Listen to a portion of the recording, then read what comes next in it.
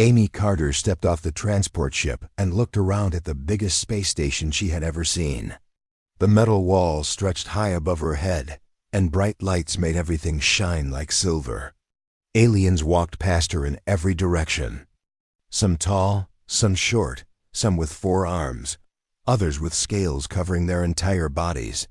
She pulled her bag higher on her shoulder and followed the signs toward the military training center. This was Kepler Station, where the best fighters from across the galaxy came to learn how to fight wars between the stars. Amy could not believe she was actually here. Only 3 humans had been picked for this training program. Amy was one of them. The other 2 were Jake Morrison, who used to be a Marine, and Lisa Hayes, who worked with the Navy's Special Forces. Together, they were supposed to show what Earth's military could do. Amy walked into the main training hall and stopped. The room was huge, bigger than 3 football fields put together. Aliens were everywhere, practicing fighting moves that looked impossible. She watched a group of tall, bug-like creatures with armor built into their skin throw each other around like they weighed nothing. Near them, some crystal-looking aliens were changing their bodies from solid to sea, through and back again. But the most amazing ones were the 4-armed aliens near the center of the room. They moved so fast that Amy could barely follow their movements with her eyes. Each of their 4 hands held a different weapon, and they spun and attacked in ways that made Amy dizzy just watching. "All new students, come here," a loud voice called out. Amy turned and saw the biggest alien she had ever seen walking toward them. He was at least 8 feet tall, with thick armor plates covering his body and eyes like a fly. His mouth had parts that moved when he talked, making clicking sounds. "I am Instructor Vex Thul," he said through a small device on his chest that turned his alien speech into words Amy could understand. "I will be teaching you how to fight." Amy lined up with Jake and Lisa. Around them, aliens of all sizes and shapes formed rows. She felt very small next to most of them. Instructor Vex Thul walked down the line, looking at each student. When he got to the 3 humans, he stopped and made more clicking sounds. Amy was pretty sure he was laughing at them. Yes, the humans," he said, and his voice carried across the whole room. "I read about your people before you came here. You can run for a long time without getting tired, and you are smart enough, but your fighting skills are very basic." Some of the alien students started making sounds that Amy figured were their way of laughing. The 4-armed one seemed to think it was especially funny. "Your people do something called martial arts, right?" Vex Thul asked, looking down at Amy with his big fly eyes. "You practice old fighting moves from when you still used swords and sticks." Amy felt Jake get angry next to her, but she stayed calm. "Yes, sir, among other things." "How cute," the instructor said. "Well, you will learn quickly that real fighting is very different from your dance moves." More laughing came from the alien students. Amy noticed that the 4-armed ones were looking at her like she was some kind of pet in a zoo. "Today we will see what each species can do naturally," Vex Thul announced. "Each of you has special abilities that your people developed over millions of years. We will learn how to use these gifts in battle." Amy watched as different groups of aliens showed off what made them dangerous. The tall, armored ones could take hits that would kill most other creatures and keep fighting. The crystal aliens could make energy weapons pass right through them. The 4-armed ones could fight with weapons in each hand while moving faster than Amy thought was possible. When it was the humans' turn, Vex Thul looked at them with what Amy was starting to recognize as amusement. "And what special abilities do humans have?" he asked. Jake stepped forward. "We heal fast, we can think our way out of problems, and we never give up." "Never give up," Vex Thul repeated slowly. "How inspiring, and your fighting techniques." "We use leverage and timing," Amy said. "We turn our opponent's strength against them." The instructor's mouthparts clicked rapidly. "You turn strength against itself. This sounds like magic, not fighting." "It's physics," Lisa added. Force equals mass times acceleration. Physics. Vex Thule said the word like it tasted bad. Well, we shall see how your physics work against real warriors. Over the next few days, Amy began to understand just how much the other students and instructors thought humans were weak. During practice fights, they always put her against the smallest, gentlest aliens they could find. Her first sparring partner was a fish-like creature named Nyx, who seemed more interested in talking than fighting. "They think we are harmless," Lisa said one evening as they ate dinner in their small human quarters. Jake nodded and pushed his food around on his plate. "Did you see how that four-armed guy, Exarcath, looked at us today? Like we were zoo animals doing tricks." Amy had noticed. She had also noticed how the instructors talked about human fighting techniques, like they were some kind of historical curiosity instead of real ways to win fights. When she had shown them a basic judo throw during their first day, the instructor had praised her interest in cultural movement, like she was performing a dance instead of demonstrating how to put someone on the ground. The other students were even worse. They whispered among themselves in their own languages, thinking the humans could not understand them. But Amy's translator implant picked up most of what they said, and none of it was nice. "The little soft ones think they are warriors," she heard one of the crystal aliens say to his friend. "Look how slow they move," a four-armed one added.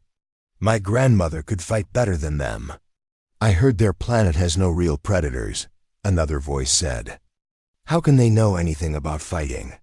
Amy tried not to let it bother her, but it was hard. She had trained in martial arts since she was 6 years old.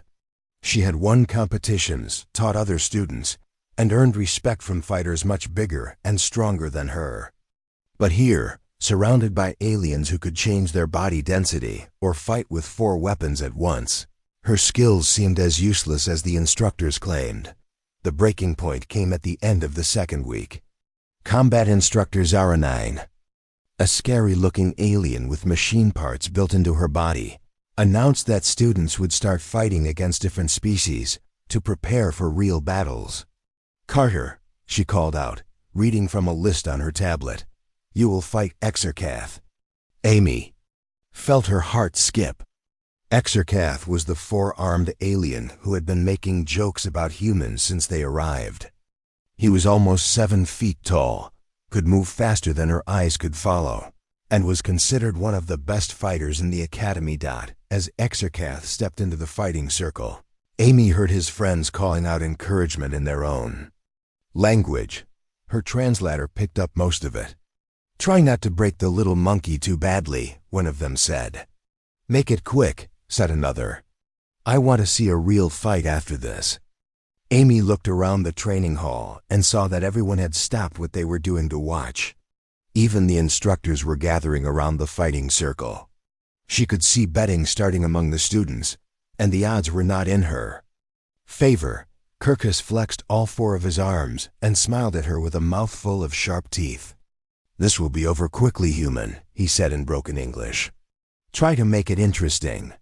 Amy bowed to him, a sign of respect that seemed to surprise everyone watching. Then she took her fighting stance, weight balanced evenly on both feet. Hands held ready but relaxed. To everyone watching, she looked small and helpless. They had no idea what was about to happen. "Begin," Instructor Zaranine announced. Exarcath moved like lightning. All 4 of his arms came at Amy from different directions at the same time.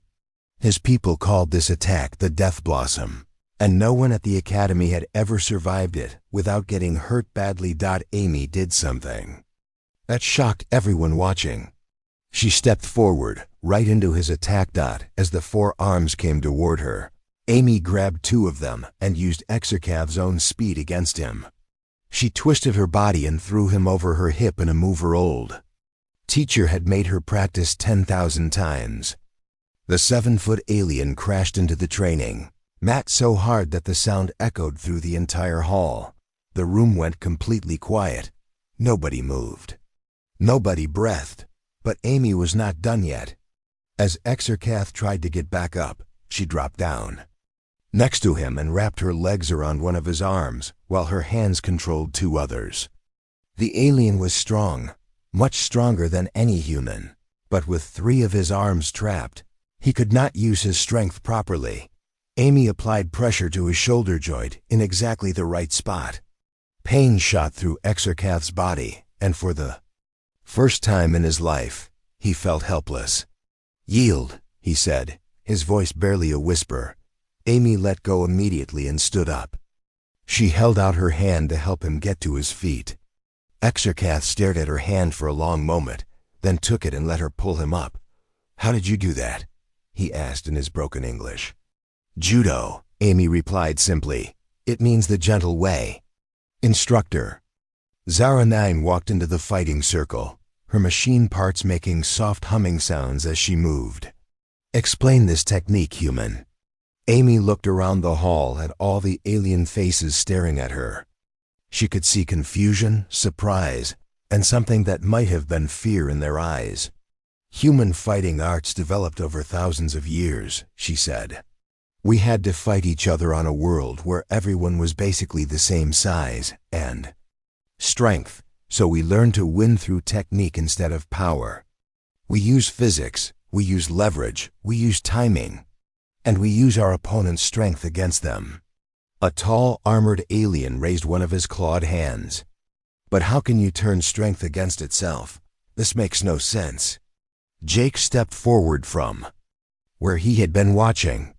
"Force equals mass times acceleration," he said. Amy just changed the direction of his acceleration. "Show us again," Instructor Zara 9 commanded. "I want to understand how this works." Amy looked at Exarcath. "Are you willing?" The four-armed alien nodded slowly. "Yes, but this time I will." "Be ready for you." They faced each other again in the fighting circle. This time, Exarcath did not charge forward with reckless speed. He moved carefully, testing Amy's defenses with single attacks instead of his signature four-arm assault. Amy waited patiently. When he threw a punch with his right arm, she stepped to the side and guided it past her body. When he tried to grab her with his left arms, she ducked under them and moved to his blind spot. "She is not fighting him," one of the crystal aliens whispered to his friend. "She is dancing around him." "No," said Lisa from the sidelines. "She is controlling the distance and timing, making him fight her fight." Exarcath grew frustrated. He was faster and stronger, but somehow the small human was always just out of reach when he attacked, and somehow always in the perfect position to counter when he left himself open. Finally, he made a mistake. He committed too much to a grabbing attempt with all four arms, leaving himself off balance. Amy stepped in, grabbed his lead arm, and executed a perfect shoulder throw that sent him tumbling across the mat again. This time, the alien students did not laugh. They watched in silence as Amy helped Exarcath to his feet once more. "I understand now," he said, looking at her with what humans would recognize as respect. "You do not fight with strength. You fight with knowledge." Word of Amy's victory spread through the space station faster than light-speed communications.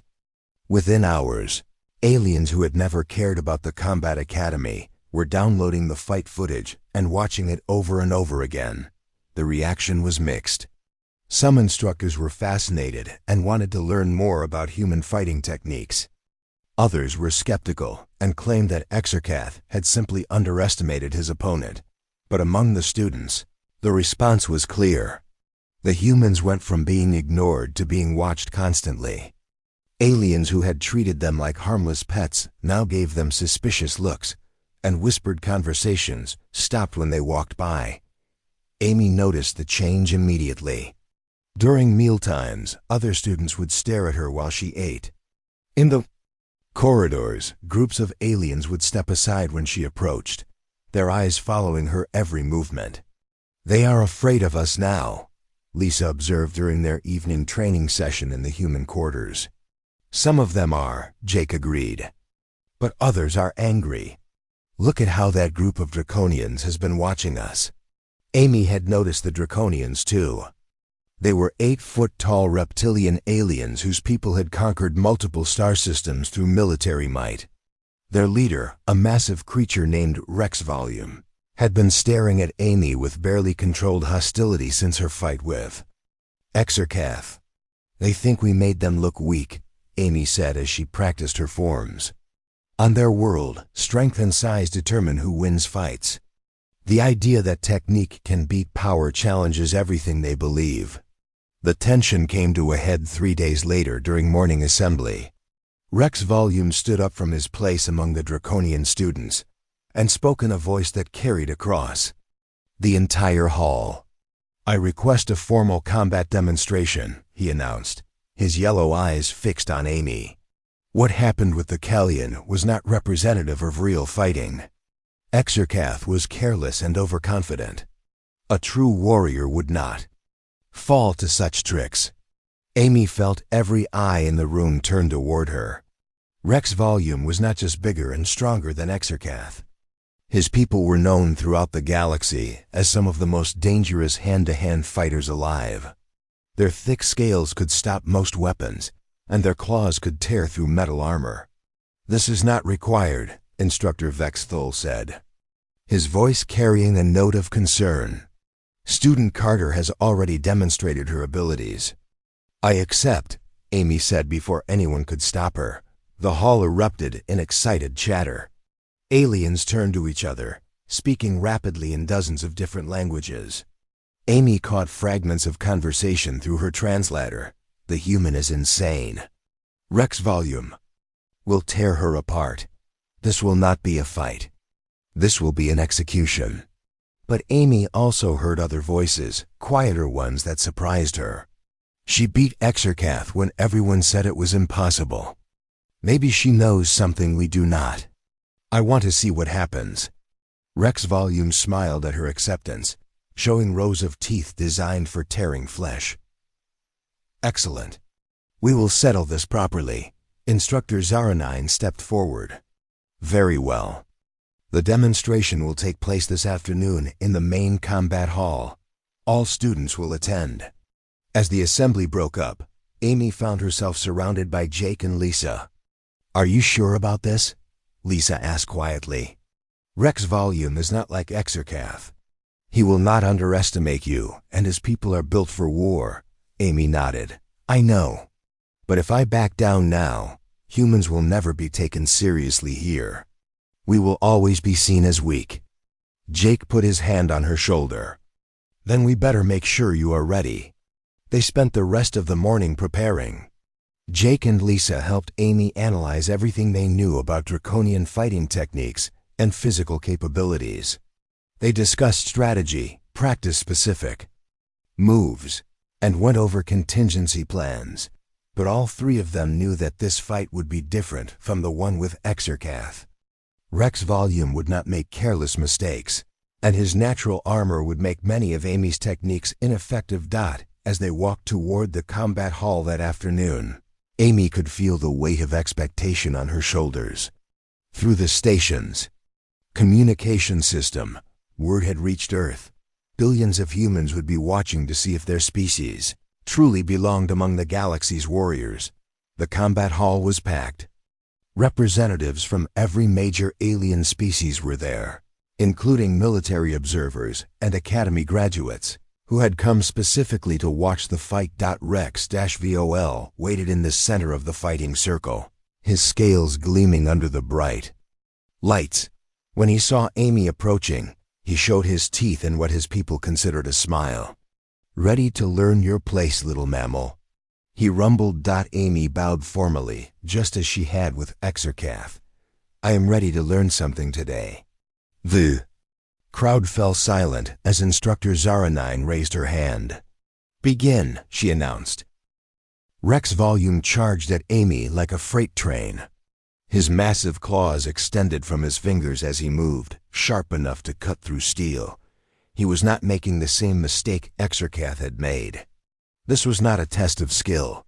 This was meant to be a quick and brutal demonstration of draconian superiority.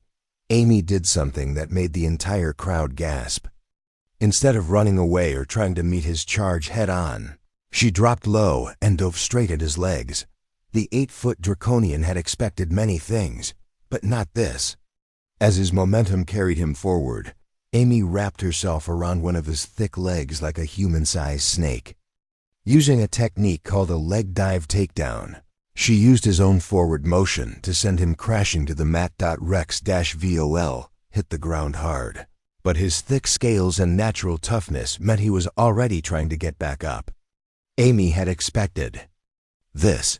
As he pushed himself up with his massive arms, she flowed around behind him and wrapped her arms around his thick neck, but Rex Volume was far from helpless. He had been fighting since he was old enough to walk, and falling down was not going to end this battle. Using his enormous strength, he rolled backward, trying to crush Amy under his 400 pounds of muscle and scales. Amy saw it coming and let go just in time, rolling away as Rex Volume slammed into the mat where she had been a split second before. The impact was so hard that it cracked the reinforced training surface. The crowd was on its feet now. Alien voices filled the air as they witnessed something none of them had thought possible. A human was not just surviving against a draconian warrior. She was making him work for every advantage. Rex-VOL came to his feet with a roar of anger and frustration. This was not how the fight was supposed to go. He was supposed to show everyone that humans were weak and their fighting techniques were useless. Instead, he was struggling against a creature that weighed less than his arm. "Stop running and fight me properly," he snarled. Advancing more carefully this time, Amy circled around the edge of the fighting area, staying just outside his reach. She was breathing hard now.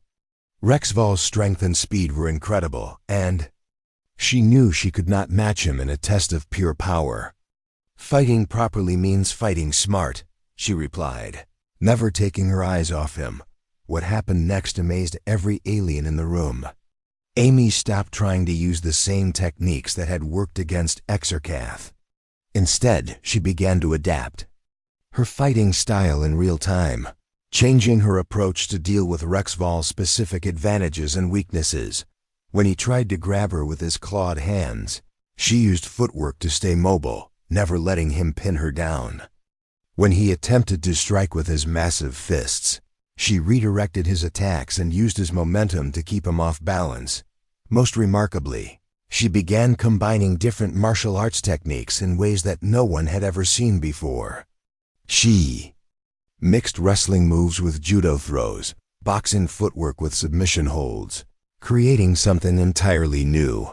The turning point came when Rex Volume, growing more and more frustrated, decided to end the fight with one massive attack. He leaped into the air, intending to land on Amy with his full weight and drive his claws into her body. Amy waited until the last possible second, then stepped to the side and caught him in a perfect fireman's carry. Using his own falling momentum against him, she lifted the 400-pound draconian over her shoulder and slammed him into the mat with a sound like thunder. Rex-VO tried to get up, but this time Amy was ready for him. Before he could recover, she had moved to his back and wrapped her legs around his thick neck in a triangle choke. Her arms controlled one of his, leaving him with only one free limb. Even with his incredible strength, Rex Volume could not break free. The choke was cutting off blood flow to his brain, and Amy's position made it impossible for him to use his size advantage. "Yield," Amy said quietly. For a long moment, Rex Volume continued to struggle. His pride would not let him give up easily. But as his vision began to blur and consciousness started to fade, survival instincts took over. He tapped the mat 3 times with his free hand, the universal signal of surrender. Amy released the choke immediately and helped the massive draconian sit up. Rex Volume sat there for a moment, breathing heavily and staring at her with something that might have been respect. "How?" he asked in his deep, rumbling voice. "Practice," Amy replied simply, "and physics." The combat hall had erupted in chaos. Aliens were shouting in dozens of different languages, trying to understand what they had just witnessed. A human had defeated not one, but two of the Academy's top fighters using techniques that most of them had never seen before.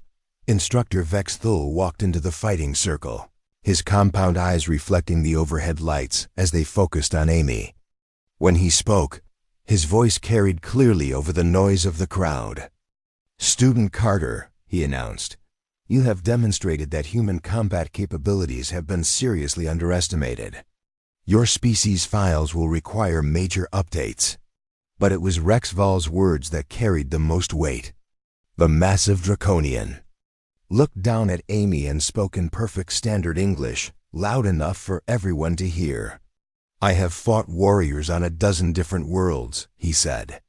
"Today I learned that the most dangerous fighter is not always the biggest or the strongest.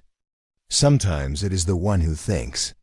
As Rex Volume stood up and offered Amy his clawed hand in a gesture of respect, something changed in the combat hall.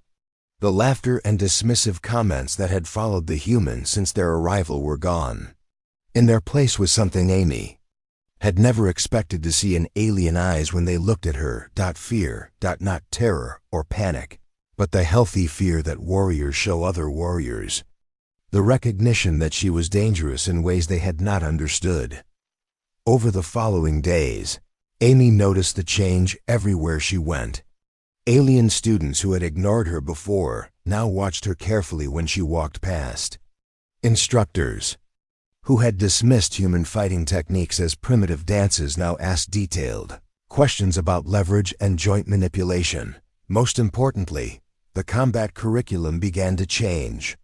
For the first time in the Academy's history, instructors started studying Earth's martial arts, trying to understand how a species without natural weapons or armor had developed such effective fighting methods. Amy's room computer chimed with an incoming message. One evening as she was reviewing training footage with Jake and Lisa, the message was from Earth, from her old sensei, the 70-year-old man who had taught her that real strength came from discipline and technique, not muscles. Saw the fights. On the news feeds, the message read, "Proud of you, kid. You showed them what we humans are really made of. Keep making us look good out there."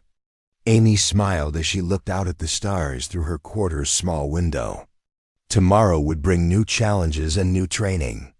But tonight, she was satisfied knowing that she had changed how the galaxy saw humanity. They had laughed at human fighting styles when she first arrived. Now they understood that laughing at humans was a mistake they would not make again. But Amy knew this was just the beginning.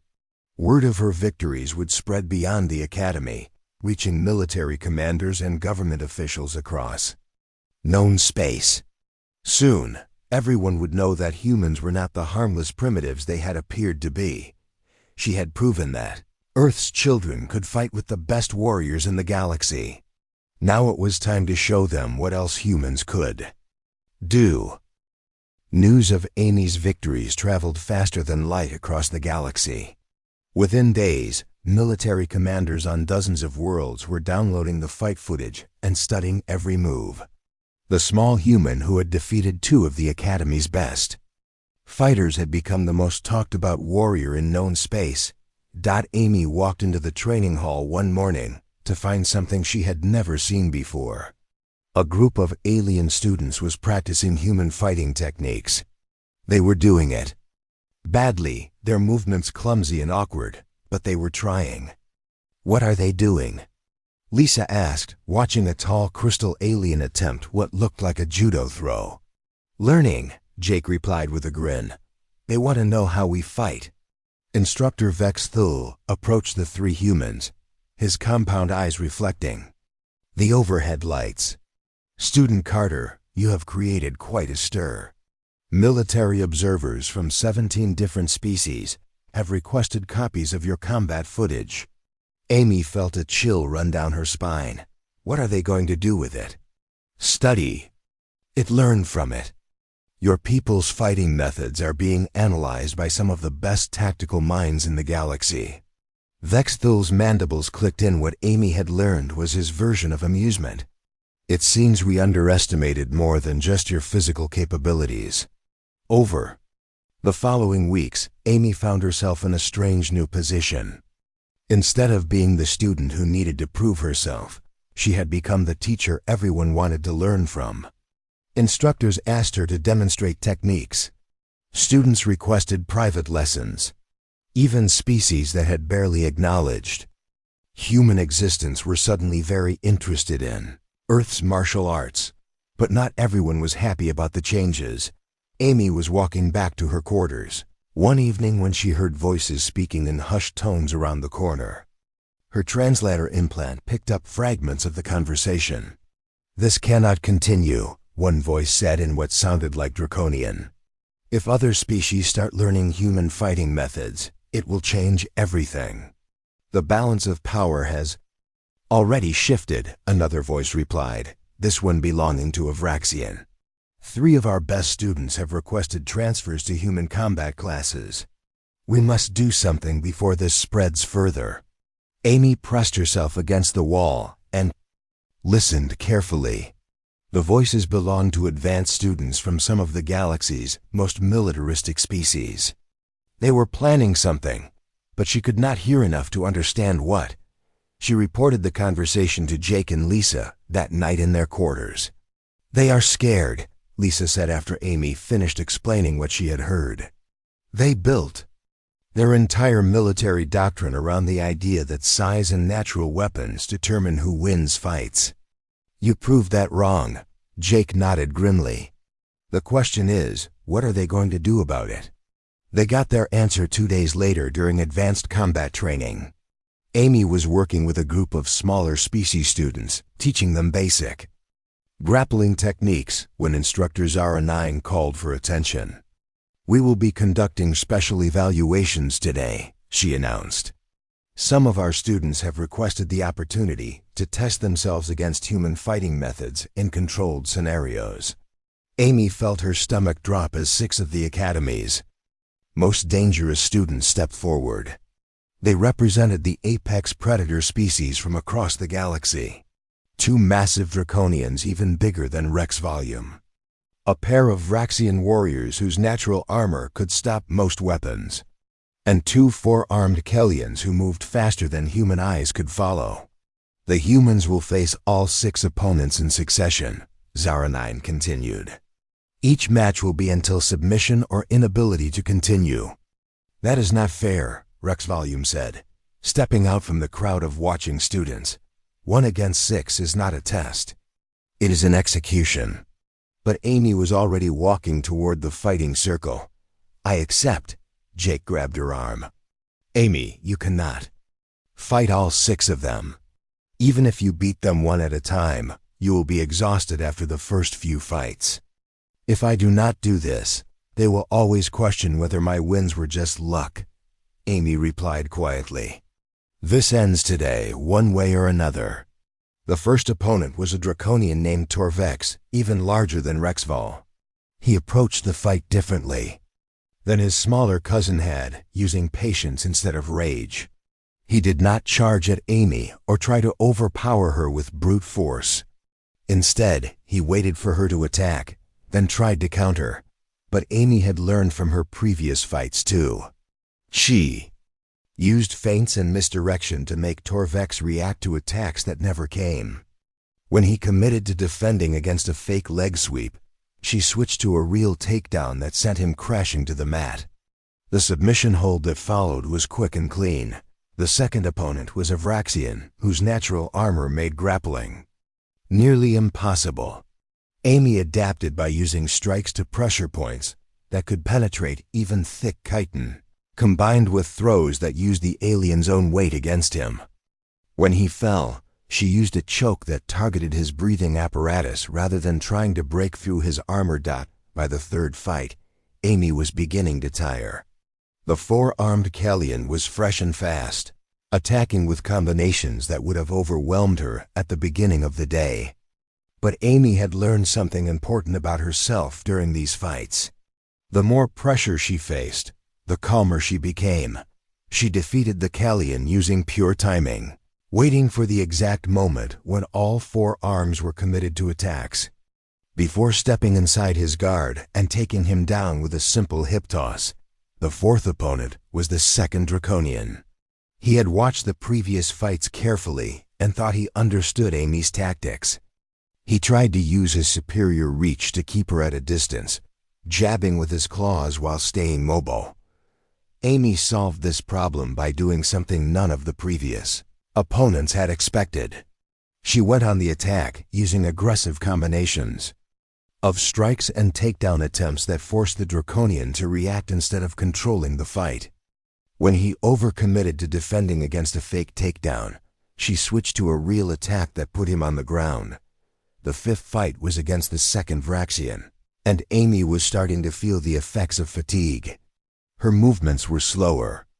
Her breathing was labored, and her muscles were beginning to protest. The Vraxian noticed this and tried to use his superior endurance to wear her down further. Amy had one advantage that none of her opponents understood.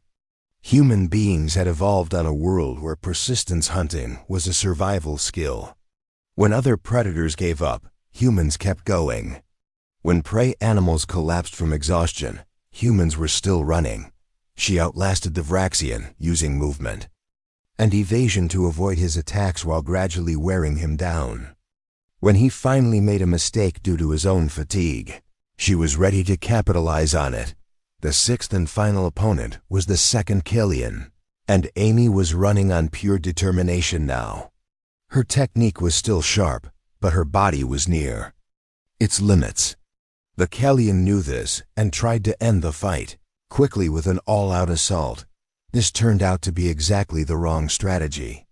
Amy's exhaustion actually helped her, forcing her to rely on pure instinct and timing instead of complex techniques.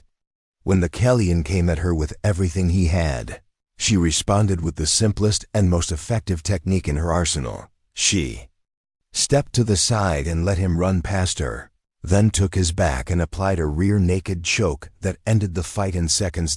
As Amy helped the final opponent to his feet, the training hall was completely silent. She had done something that should have been impossible.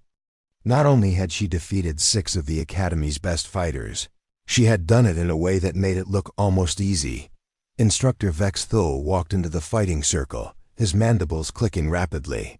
When he spoke, his voice carried to every corner of the hall. Today we have witnessed something unprecedented in galactic military history, he announced. A single fighter has defeated 6 opponents using nothing but technique, conditioning, and determination. Rexval stepped forward from the crowd. With permission, I would like to say something. Vex Thul nodded. I fought this human before. Rex Volume said, his deep voice carrying clearly. I thought she was lucky. I thought her techniques were tricks that would not work against real warriors. Today she proved that human fighting methods are not just effective, they are superior. The crowd of alien students murmured among themselves, the sound like wind through a forest. Amy could hear fragments of conversation in dozens of languages, all focused on the same topic. Humans were not weak. Humans were dangerous. As Amy left the training hall that day, she knew that everything had changed. Not just for her, but for her entire species. The galaxy would never look at humans the same way again. 3 months after Amy's victory over the 6 fighters, Kepler Station had become a very different place.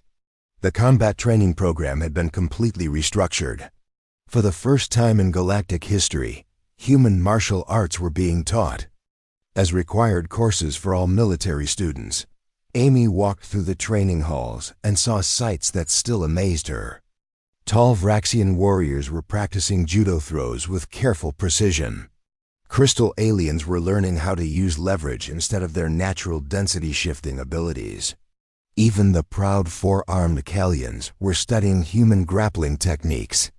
It is remarkable, Instructor Vex Thul said as he joined Amy in watching a class of mixed-species students. In just 3 months, average combat effectiveness across all species has improved by 30%. Amy watched a young Draconian successfully execute a perfect armbar against a much larger opponent. 6 months ago, that same student would have relied purely on his natural strength and claws.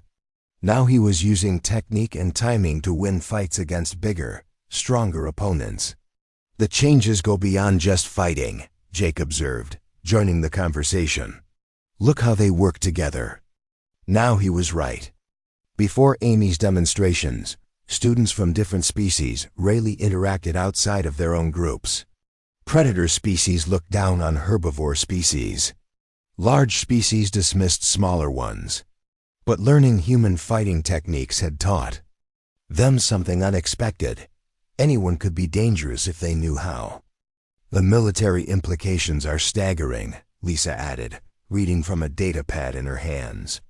17 different species have requested human combat instructors for their homeworld military academies. The Galactic Council is considering making human martial arts training mandatory for all peacekeeping forces. Amy felt a mix of pride and responsibility. What had started as her personal fight to prove human worth had become something much larger. Earth was no longer seen as a backwater planet populated by harmless primitives. Humanity had become one of the most respected military powers in known space, but the biggest changes were happening right there at the academy. "Student Carter," a familiar voice called out.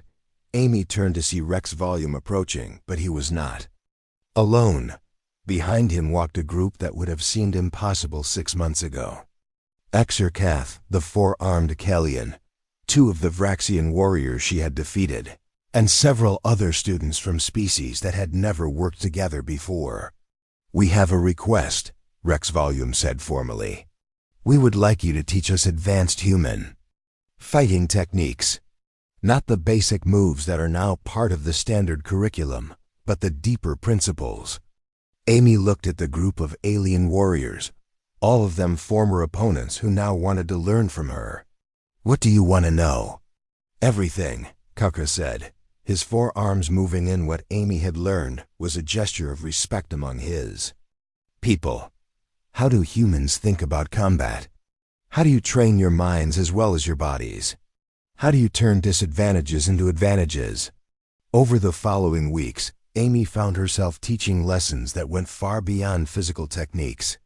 She explained how human martial arts emphasized mental discipline, how meditation and breathing exercises could improve focus under pressure, how studying an opponent's behavior could reveal weaknesses that size and strength could not overcome.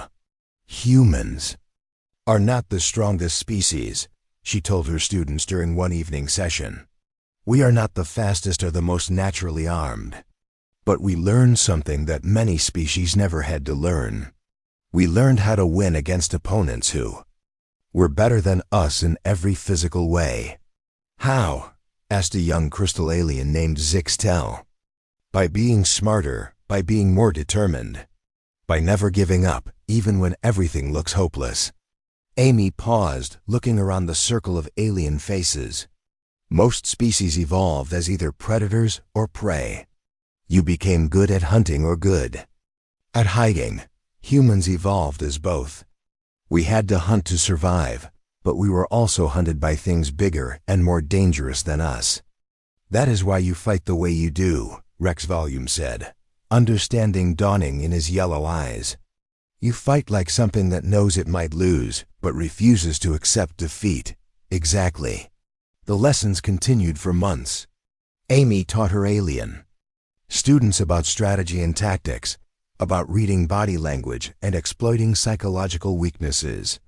But more importantly, she taught them about the human mindset that had made Earth's martial arts so effective. Never assume you are going to win. Always assume your opponent is dangerous. Fight with your brain as much as your body. And never, ever give up. The results were remarkable. Students who had once relied purely on their natural advantages were now thinking tactically. Fighters who had been predictable became adaptable. Most importantly, species that had never respected each other began to see past physical differences to recognize the warrior spirit that existed in all intelligent beings. 1 year after Amy had first stepped onto Kepler Station, she received a message that changed everything. The communication came directly from Earth's military command, delivered through the most secure channels available. "Lieutenant Carter," the message began, "your actions at the Academy have had consequences far beyond what anyone anticipated. Humanity has been invited to join the Galactic Defense Council as a full military partner. For the first time in our history, Earth will have an equal voice in galactic security matters." Amy read the message 3 times before the full meaning sank in. When she had first arrived at the Academy, humans were barely considered worthy of a single training slot. Now they were being invited to help lead the galaxy's military forces. "This is because of what you did," Jake said after she shared the news. "You did not just prove that humans could fight. You proved that humans could teach others to fight better." The graduation ceremony took place 6 months later. Amy stood on the platform with the other honor graduates, looking out at an audience that included military leaders from across the galaxy. Many of them had come specifically to see the human who had revolutionized combat training. But the moment that meant the most to Amy came when her alien students, the ones she had defeated and then taught, stood up and applauded. Rex Volume, Exarcath, and dozens of others who had once laughed at human fighting techniques were now honoring her as their teacher. Instructor Vex Thu stepped to the podium for the closing remarks. His compound eyes found Amy in the crowd of graduates. 1 year ago, 3 humans arrived at this academy, he said, his voice carrying clearly through the hall's speakers. They were dismissed by many as curiosities, representatives of a primitive species with quaint fighting traditions. He paused, letting his words sink in. Today, those same humans graduate as the most requested instructors in galactic military history. They have taught us that true strength does not come from size or natural weapons. It comes from the mind, the spirit, and the refusal to accept defeat. As Amy walked across the stage to receive her graduation honors, she thought about the journey that had brought her here. She had come to prove that humans deserved respect. Instead, she had discovered that respect was something you earned by giving it to others. The laughter that had greeted her fighting style on that first day seemed like a lifetime ago. Now human martial arts were taught on dozens of worlds. Human military advisors were stationed throughout the galaxy. And humanity had taken its place among the stars, not as conquerors, but as teachers. Amy looked up at the viewing gallery and saw Jake and Lisa watching with pride. Beyond them, through the station's massive windows, she could see the stars where human instructors were now teaching alien warriors the lessons Earth had learned through thousands of years of conflict. They had laughed at human fighting style. Now they understood that humans did not fight to dominate or destroy. Humans fought to protect, to teach, and to prove that any being with courage and determination could overcome impossible odds. And that was a lesson worth sharing with the entire galaxy.